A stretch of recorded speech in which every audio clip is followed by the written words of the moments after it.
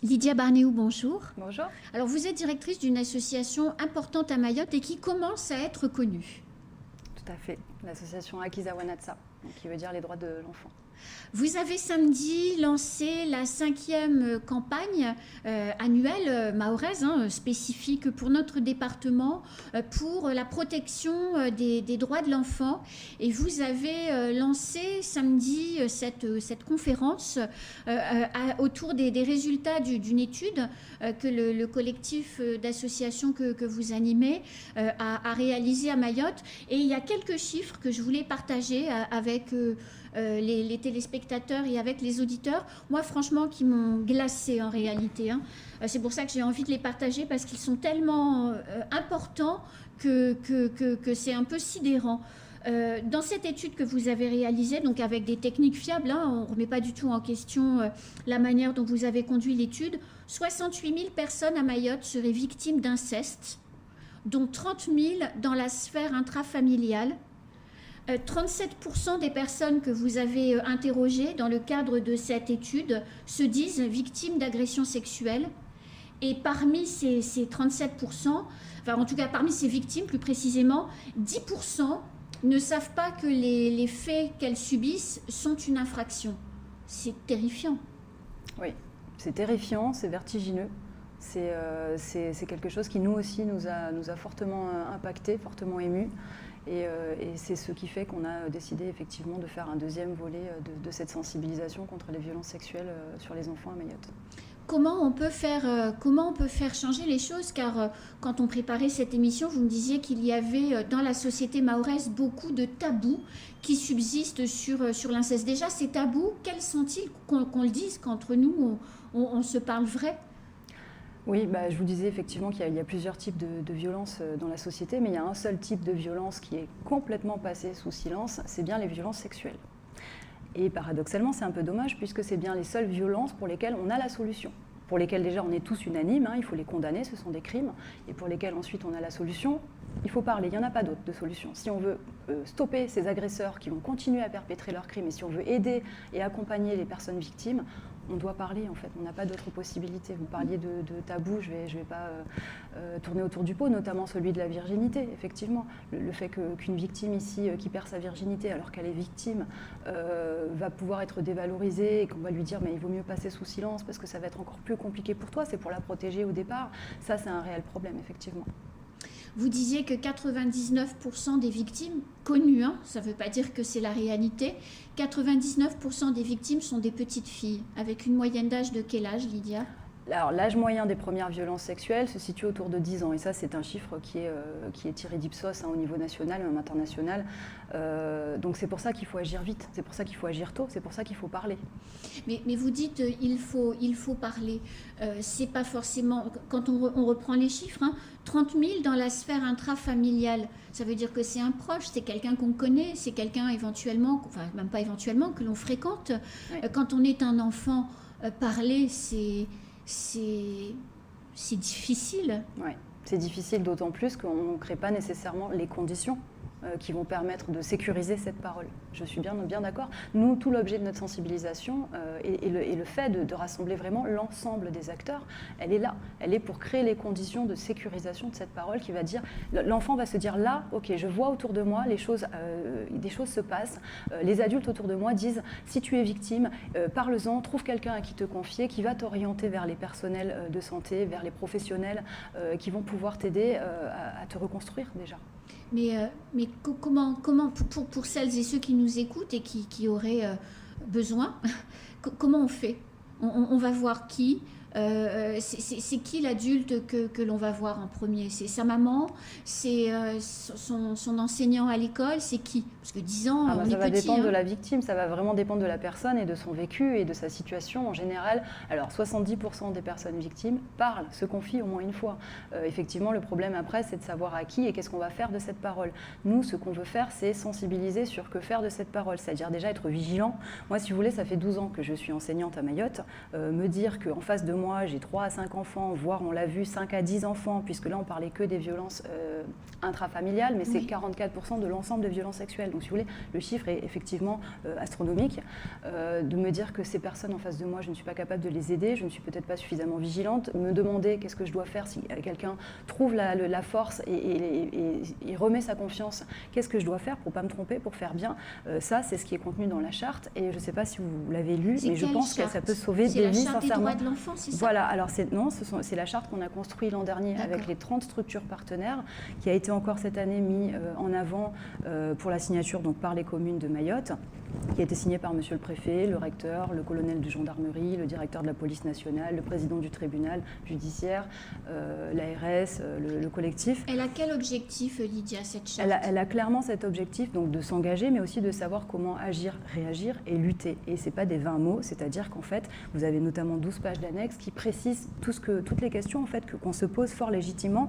Pour l'avoir relu hier, effectivement, c'est toutes les conséquences en fait, immédiates sur le plan physique, psychique, social, aussi sur les conséquences à moyen terme ou à long terme, pour pouvoir mieux identifier, pour pouvoir mieux accompagner ces personnes victimes vers les structures, vers des personnes qui vont pouvoir les aider. Alors à Mayotte, il y a l'ACFAV notamment, et sur nos affiches, vous retrouvez le numéro 5555 qui permet... C'est un numéro, donc le 5555 pour nos téléspectateurs et pour nos auditeurs, c'est un numéro que tout le monde peut utiliser sur un téléphone portable, c'est gratuit. Comment ça fonctionne ce numéro, Lydia? Oui, c'est un numéro gratuit. Alors parfois ça ne fonctionne pas avec Only, vous voyez, on est encore... voilà. Mais en tout cas, il y a un accueil en français qui Bouchy et Chimaoré qui se fait. Il y a le 119 Enfance en danger aussi qu'on connaît bien. Il y a le numéro de la cellule basse, donc des informations préoccupantes de la CRIP du conseil départemental. Ça aussi, c'est important de savoir qu'il y a une protection administrative auprès du conseil départemental. S'il n'y a pas forcément une situation de danger avérée, mais qu'il y a une suspicion qui nécessite une évaluation. Et puis d'un autre côté, il y a aussi une protection judiciaire qui, là, pour le cas d'un danger avéré ou d'une suspicion de violence sexuelle sur mineur, va de suite remonter au procureur qui peut ensuite statuer et entamer en tout cas une enquête. Une 5e campagne donc, qui a commencé samedi, qui va s'étendre jusqu'à mi-novembre. Elle a quel objectif, cette campagne, Lydia? Alors, cette campagne, elle a 2 objectifs. La première, elle est de pouvoir déployer les outils qu'on a construits ensemble l'an dernier, parce que finalement, on se rend compte que ce n'est pas forcément plus évident de déployer des outils qui pourtant ont montré leur efficacité que de les faire. Voilà, donc on a mis des semaines à les faire tous ensemble. Je les rappelle quand même parce qu'ils sont importants. Donc il y a une bande dessinée des cailloux sur la mer que je vous offrirai en partant, qui est ici, qui permet vraiment, donc qui a été fait à Mayotte, pour Mayotte. Vous. Voilà, très bien. Elle est ici. Voilà, donc qui a montré effectivement et qui permet de servir de prétexte pour vraiment aborder ce sujet qui n'est pas évident. Avec les enfants. Avec les enfants, pour les enfants, qui a été fait vraiment par une dizaine de personnes à Mayotte et avec nombre de relecteurs pour s'assurer qu'effectivement l'outil est pertinent. Une charte donc qui, c'est pas parce que le recteur l'a signée, c'est pas parce que le préfet l'a signée, on est bien d'accord, il faudrait que l'ensemble des enseignants, l'ensemble des personnels, des bénévoles, des professionnels de tous les secteurs puissent la lire, la signer, voir les annexes, parce qu'en fait, sincèrement, je pense que ça peut sauver des vies. Et puis, on a une campagne graphique et audiovisuelle, on espère qu'il va être diffusée largement, donc des affiches, donc avec les numéros d'urgence, pour montrer aussi que la mobilisation est totale, puisqu'on est quand même une trentaine de structures, et des clips. Donc des clips qui passent sur votre chaîne, qui passent sur la première, mais ça coûte un bras, donc il faut aussi peut-être que les enseignants, peut-être que les familles puissent montrer ces 45 secondes en Kibushi, en Shimaoré, et là aussi ça va venir parler de cette cause et avertir, prévenir, dire ce qu'il faut faire. Voilà, on va essayer d'en créer de nouveaux, notamment auprès des publics en situation de handicap, parce que ça nous paraît très important. Le but, c'est d'aider à prendre la parole. C'est que des enfants victimes, en voyant et en écoutant, en entendant ces outils, puissent se dire « je parle ». Ou le but pour vous, ou les deux peut-être, hein, c'est que plus de personnes participent à relayer ce travail que vous avez fait. Les deux, ça va de pair. Sincèrement, ça va de pair. C'est-à-dire qu'effectivement, on veut créer les conditions de sécurisation de la libération de la parole. Ça nous paraît vraiment fondamental. L'idée, c'est de stopper les agresseurs, parce qu'en fait, ils continuent, parce qu'on parle des victimes, mais on oublie souvent de parler des agresseurs. Nous, ce qu'on voudrait à terme, c'est d'avoir une enquête professionnelle. Donc là, on a le directeur de l'Observatoire régional de santé qui nous en propose une. Alors, il faut la financer. Donc, on attend après le conseil départemental, la préfecture et l'ARS, qui nous permettrait réellement d'affiner ces chiffres et de guider les politiques en matière d'éducation à la sexualité, d'identification et de traitement des signalements, de prise en charge, d'accompagnement des personnes victimes et de suivi des agresseurs. Alors, parmi les chiffres que vous évoquiez, il y en a quand même un. Alors, je rappelle que 68 000 victimes d'inceste à Mayotte, c'est 2 fois plus qu'en métropole. C'est ça, je me trompe pas. En fait, si vous voulez, on est sur des ratios, donc Ipsos France, projetés sur une population mahoraise, INSEE, donc en plus certainement sous-estimée, et donc on atteint ce chiffre de 68 000 personnes. Le problème, c'est quand on le projette une fois sur l'enquête WAMITO qu'on a menée l'an dernier, là on s'aperçoit que c'est le double. Donc en fait, si vous voulez, non, c'est pas 68 000, ça serait 120 000, 130 000. C'est vertigineux. C'est vertigineux. Un autre chiffre, moi, que je trouve inquiétant, 10% des gens victimes ne savent pas que ce qu'elles ont subi est une infraction. Ça veut dire que dans la société, c'est banalisé. Ça veut dire surtout qu'en fait, elles n'ont pas les outils pour savoir que ce qu'elles vivent, et ça se retrouve beaucoup dans le cas de l'inceste.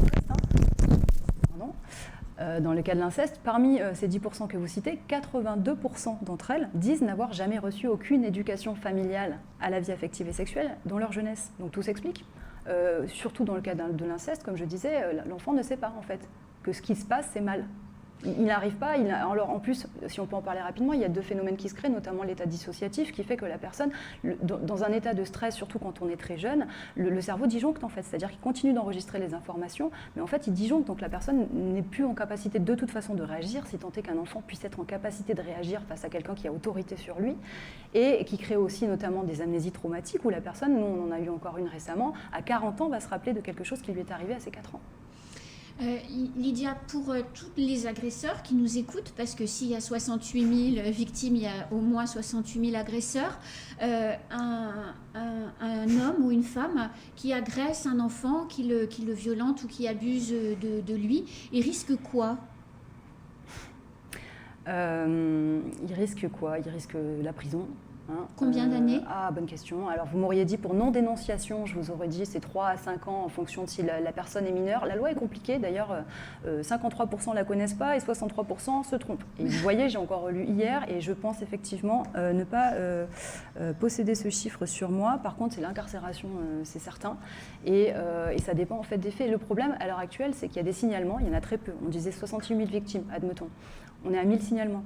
On est à 157 qui sont judiciarisés, on est à 40 qui sont poursuivis. Donc là, il y a un problème qui a été largement évoqué, notamment par le procureur et son substitut lors du colloque l'an dernier, qui n'est pas le fait de l'institution judiciaire, qui n'est le fait de personnes particulièrement, mais qui en tout cas questionne effectivement. Et effectivement, on ne va pas se cacher que ça va être compliqué de dire à l'enfant de créer des conditions de libération de la parole si derrière il n'y a pas un suivi et une meilleure prise en charge également des agresseurs. D'ici au 19 novembre, la fin de votre campagne, vous revenez sur le plateau, qu'on ait l'occasion de prendre d'autres points bien particuliers et de pouvoir évoquer tout ça ? Volontiers. De toute façon, on fait un bilan intermédiaire mi-octobre comme chaque année. Sur lesquels on se permettra de pouvoir justement faire le point sur le déploiement des outils, sur les avancées, sur les chiffres qu'on attend également. Ce sera l'occasion. Voilà. Merci beaucoup, Lydia. Merci à vous. C'est la fin de ce temps de parole. Tout de suite, la suite de nos programmes.